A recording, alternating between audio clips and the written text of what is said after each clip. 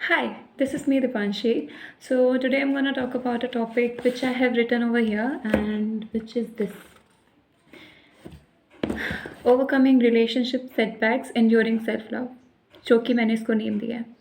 So when we grew up, we had this idea of love and जो कि हमारे पास अपने आप से चल के नहीं आया है. It came from Bollywood movies, Disney princesses movies like Rapunzel, Aurora, and Bollywood movies like with big dramatic confessions like DDLJ, हम साथ साथ हैं, हम आपके हैं कौन, and Vivah. And I am kid you not, जब मैंने विवाह देखी थी तो I have a huge crush inside in Shahid Kapoor. मुझे ऐसा लगता था कि okay, Shahid Kapoor is going to be my husband.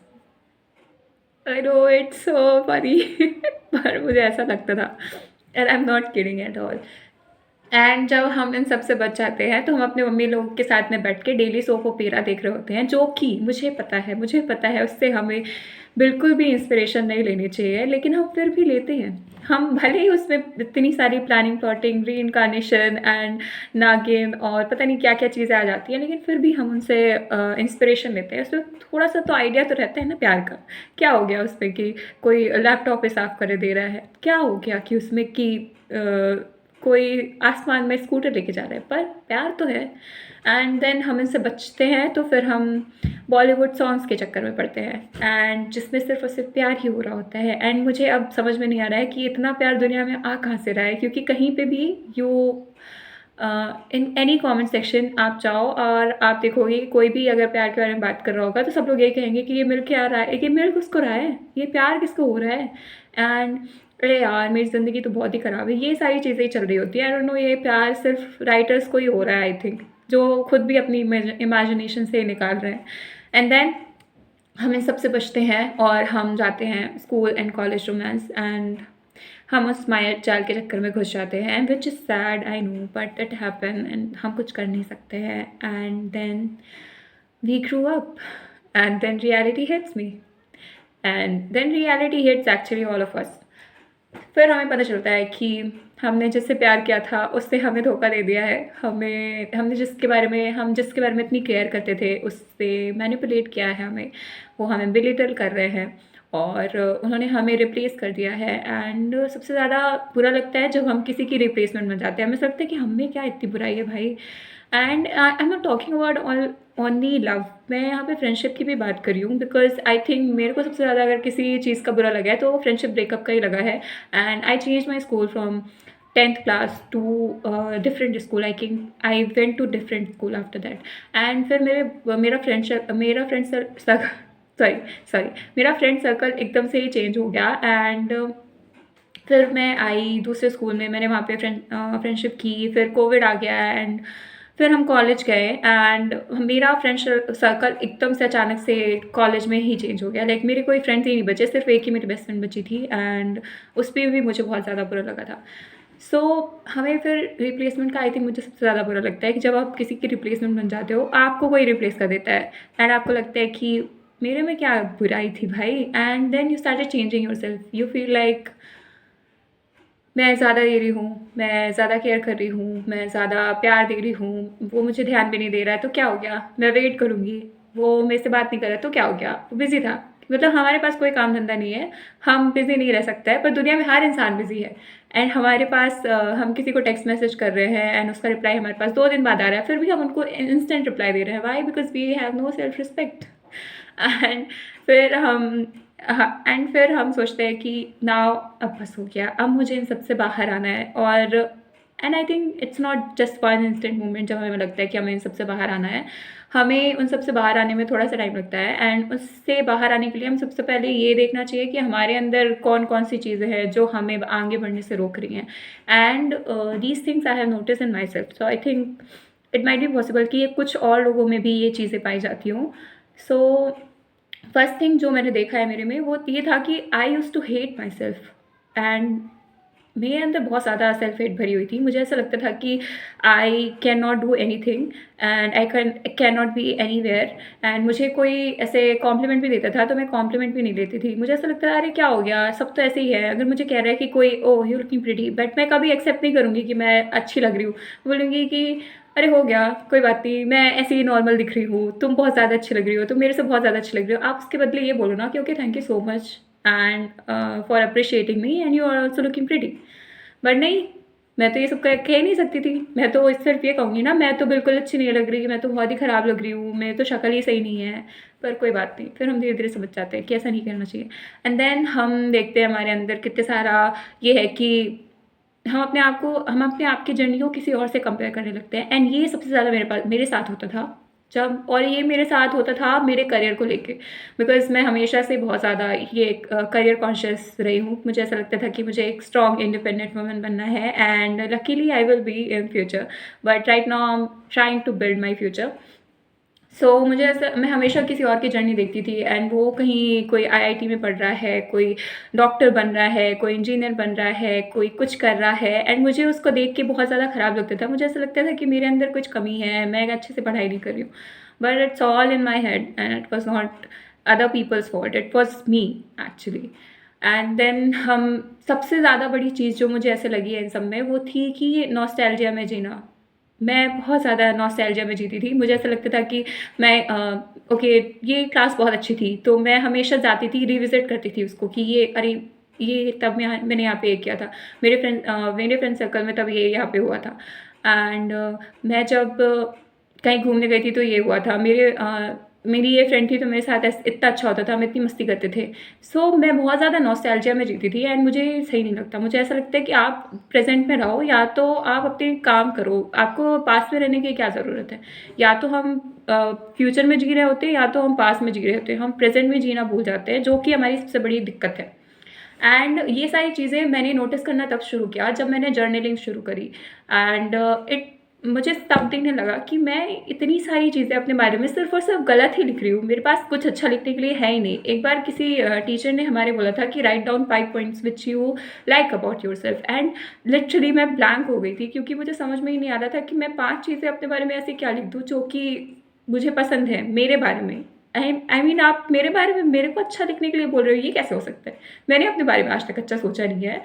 And then हम then I started reading books and तब मुझे पता चला कि मैं कितनी ज़्यादा गलत सोचती हूँ, मेरा थॉट प्रोसेस कितना ज़्यादा गलत है। And the first book which I have read about is the power of your subconscious mind. And उसने मेरी हर चीज़ को गलत कर दिया। मतलब उसने बोला कि ये चीज़ें गलत, ये चीज़ सही नहीं है, इस तरह आपको नहीं बोलना चाहिए। एंड मुझे पता चला कि मैं ऐसे ही सोच रही हूँ, जितना भी नेगेटिव सोचना था, एंड मैं उतना ही नेगेटिव सोच रही थी। एंड जितना पॉजिटिव सोच रहा था, मैं उसको उतना ही फॉर ग्रांटेड ले रही थी। And then we started changing our thought process.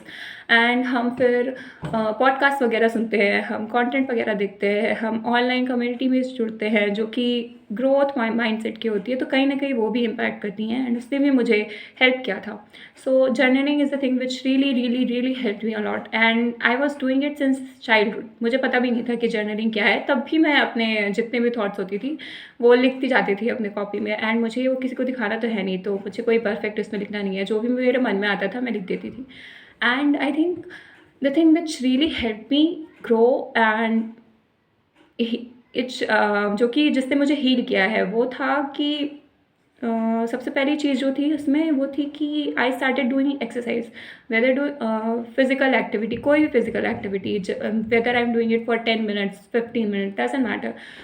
आपको सबसे पहले आप जब कोई भी एक्सरसाइज करते हो तो आपका डोपामाइन रिलीज़ होता है, जो कि एक फील गुड हार्मोन होता है। आपको ऐसा लगता है कि अब आपको अच्छा लग रहा है। एंड सबसे ज़्यादा अच्छा तब लगता है जब आप मिरर के सामने खड़े होते हैं एंड आपको अचानक से लगने लगता है कि मेरे चेहरे में ग्लो है, मेरा नेक अच्छा लग रहा है, मेरा शोल्डर अच्छा लग रहा है, एंड अचानक से आप अपने आप को सुंदर लगने लगते हो। एंड तब वहाँ से शुरू होता है कि आप अपने आप को जितने भी गलत कॉम्प्लीमेंट अपने आप को लेके देते, अपने आप के बारे में देते थे, आपको वहाँ से चेंज होने लगता है। सो या this thing actually help me, exercising help me, because तब मैं अपने आप को अच्छे तरीके से देखने लगी थी। मुझे कोई कहता था कि you are looking pretty, so मुझे ऐसा लगने लगता था कि okay I am doing some effort to be, मतलब 15 मिनट भी करने में जान जाती है भाई। रोज़ रोज़ 15 मिनट एक्सरसाइज करो तो आपको लगने लगता है कि अरे क्या है, हम क्यों कर रहे हैं, पर फिर भी हम कर रहे होते हैं क्योंकि हमें ऐसा लगता है कि उसके बिना हमारा डे ही इनकम्प्लीट हो गया है। And one thing which help me after that is exercising के बाद जिसने मुझे हेल्प किया है वो था चैंटिंग या प्रेइंग टू गॉड।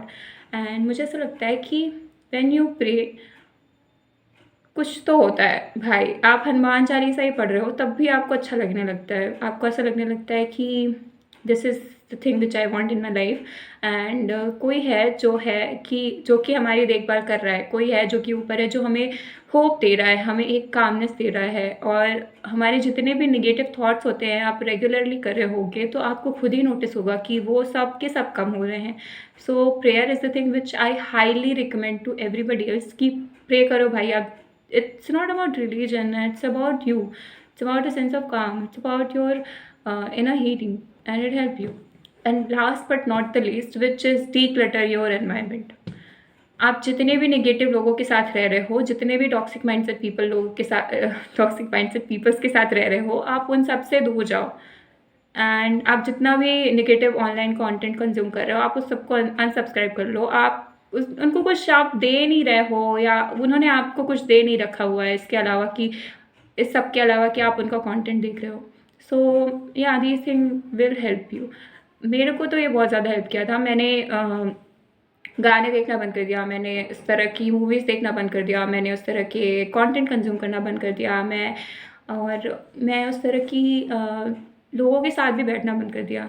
मेरे को कभी ऐसे अकेले रहने में बुरा नहीं लगा था, मैं हमेशा से ही अकेले रहती थी, तो मुझे कभी ऐसा ये नहीं लगा कि नहीं मुझे 4 लोगों के साथ ही रहना है तभी मैं खुश रहूँगी। मैं खुश रहती थी, मैं अकेले भी खुश हूँ। भाई मुझे नहीं चाहिए 4, 5, 10 लोग, 15 लोग मुझे खुश रखने के लिए। भाई मैं खुश हूँ अकेले, मुझे नहीं चाहिए। सो ये मेरे लिए कोई इतनी बड़ी चीज़ नहीं थी। एंड एक और चीज़ है, ज़्यादा से ज़्यादा मुझे एक टिप देना है कि आपको कोई भी एक फ़ीचर है जो आपको सही नहीं लगता है, उसके लिए आप ये करो कि आप उस फ़ीचर के बारे में लिखो, आपका जो फ़ीचर आपको सही नहीं लगता है। एंड देन आप उसके बारे में जितनी भी चीज़ें आपको सही नहीं लगती है वो सारी लिखते जाओ, लिखते जाओ, लिखते जाओ। एंड एक टाइम के बाद आपको लगेगा कि ये सेंस ही नहीं बना रहा है कुछ भी। एंड फॉर एग्ज़ाम्पल कि सपोज़ दैट मुझे किसी ने कहा था कि मेरी आँखें तुम्हारी आँखें छोटी-छोटी हैं। So I used to feel really bad कि मेरी आँखें सुंदर नहीं लगती। देन मैंने सोचा कि अच्छा मेरी आँखें सुंदर, मुझे बड़ी होनी चाहिए। फिर क्यों बड़ी होनी चाहिए? क्योंकि किसी और को अच्छा लगेगा। ओके, वो कोई और कौन है? I don't know. मैं मिली नहीं उनका किसी और से। एंड देन मुझे समझ में आया कि भाई मेरी आँखों का एक ही काम है जो है कि देखना। एंड मुझे इतना शुक्रिया करना चाहिए ऊपर वाले का कि मेरे को अभी चश्मा नहीं लग रहा है। सही आँखें सही सलामत है, इतना ज़्यादा डूम स्क्रॉलिंग करके भी मेरी आँखें सही सलामत है, तो मुझे खुश रहना चाहिए कि आँखें मेरी सही सलामत है। मुझे प्लास्टिक सर्जरी के चक्कर में नहीं पड़ना चाहिए कि मेरी आँखें मुझे बड़ी कर दो या कुछ भी कर दो। या एंड तुम्हें पता है मैंने कल एक गाना सुना है जो कि किशोर कुमार का था, रुक जाना नहीं। तो उसकी जो लाइन, गाना ख़त्म होने लगता है तो उसकी एक लाइन है जो कि मुझे बहुत पसंद आई थी। तो I need you to listen to that line. And that line is नैन जो आंसू ये लिए हैं ये राहों के दिए हैं, लोगों को उनका सब कुछ दे के तू चला था अपने सपने लेके, कोई नहीं तो तेरे अपने हैं सपने ये प्यार के। सो आप अपने सपनों में बिलीव करो भाई, एक विज़न बनाओ कि ये चीज़ें मुझे अपनी लाइफ में अकॉम्प्लिश करनी है। एंड जब आप सबसे अपना काम कर रहे हैं, आप सही चीज़ें कर रहे हैं, आपकी लाइफस्टाइल सही है, आप अपने एनवायरनमेंट को आपने सही किया है, एंड आप काम लोगों के बीच में रह रहे हो, आप ग्रोथ माइंडसेट वाले लोगों के बीच में रह रहे हो, तो अचानक से ही आप में बहुत सारा इंप्रूवमेंट देखने के लिए मिलता है। और जो भी नेगेटिव पैटर्न्स हमने अभी तक बनाए रखे होते हैं वो सारे धीरे धीरे डल होने लगते हैं। एंड आपको पता चलता है कि कोई किसी और को आने की ज़रूरत नहीं थी मुझे कंप्लीट करने के लिए। एक ही इंसान ज़रूरी था जो कि मुझे कंप्लीट कर सकता था, वो थी मैं ही अपने आप को खुशी दे सकती हूँ, मैं ही अपने आप का मूड ख़राब कर सकती हूँ, मैं ही अपने आप को मोटिवेट कर सकती हूँ, मैं ही अपने आप को डीमोटिवेट कर सकती हूँ। वो सारा कुछ जो भी एक इंसान को बढ़ाने और घटाने वाला चीज़ है वो मैं ही थी। तो मुझे ये बाहर देखने की ज़रूरत नहीं है कि कोई और आएगा, मुझे कंप्लीट करेगा और मैं खुश हो जाऊँगी। नहीं भाई, कोई और नहीं आएगा, मैं ही हूँ। मैं ही अपने आप को कंप्लीट करूँगी, मैं ही अपने आप को सुधारूँगी और मैं ही एक अच्छी इंसान बनूँगी। सो या so I think I wish you all कि आप लोग भी अपने लाइफ में प्रोग्रेस करें। आप भी अपने आप में चेंजेस लाएँ एंड आप सब अपनी लाइफ में कंप्लीट फ़ील करें। एंड आप अपनी लाइफ में खुश रहो। बाय।